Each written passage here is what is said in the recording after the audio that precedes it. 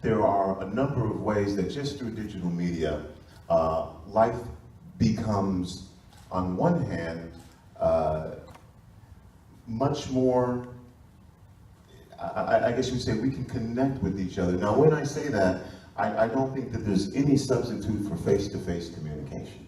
I don't think that there is a substitute for the ability to have one-on-one communication and conversations in person. I think that is ultimately something that we don't want to lose. I think events like this are critical and important because of that opportunity to engage.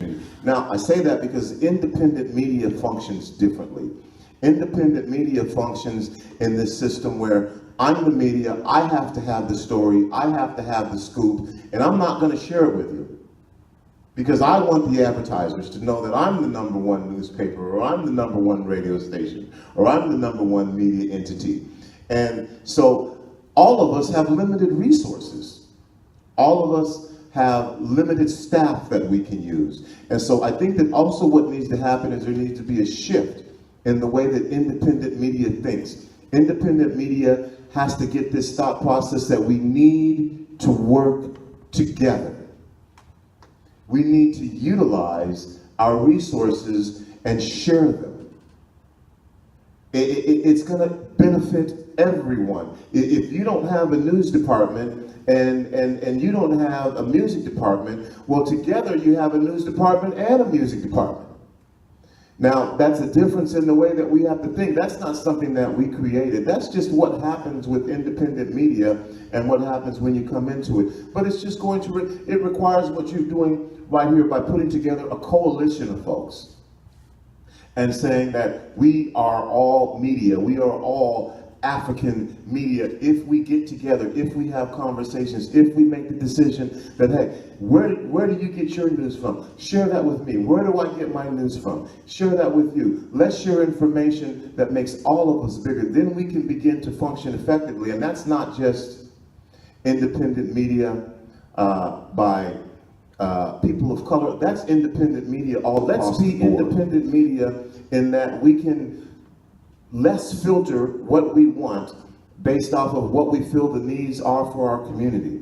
But that change also has to happen in that we have to say, we need to work together. We need to share resources. We need to create a collaborative pool that all of us can pull from. And that can be financially beneficial to everyone as well. Who is going to know better if an accident happens in South Seattle than the people who live in South Seattle? We are the ones who know that that accident happens. We need to have a network so that we can share that with North Seattle. We can share that with Bellingham. We can share that with Olympia, because there are all of us in these places. But we don't all work together in that way. So I think that that's one of the things that has to happen. And actually, how do we become more effective? We have to understand that in order for us to grow, unless we want to continue to function in our silos, with the community members who already know who we are and already know what we do, we have to say, let's begin to share, let's begin to grow outside of the box, let's start to think outside of the box. They use these cell phones as consumers, as opposed to what we're talking about being media content providers. It's a way to communicate on Facebook, a way to communicate on Snapchat. That does not mean that you are vested in social media, in digital media. And I think a lot of it comes through the training that's necessary to understand what it means to be an effective communicator. People have communicated for centuries. And the societal times may change, meaning the way that communication is done effectively changes. But the messaging that goes along with that communication is something that comes from the messenger.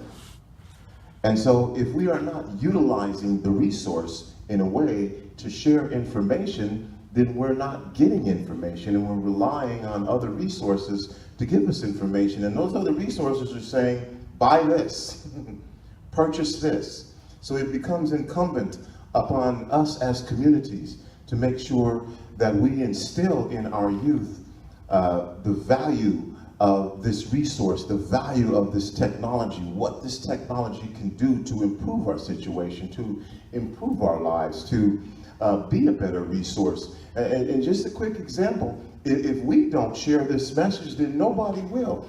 Or you can use the tools and the resources that we have through technology to make sure that we all understand that we can be media content providers, and then we have to make sure that our youth get that information and get the education to provide them with the necessary 21st century job skills to be competitive in the society that we live in now. Thank you, Tony.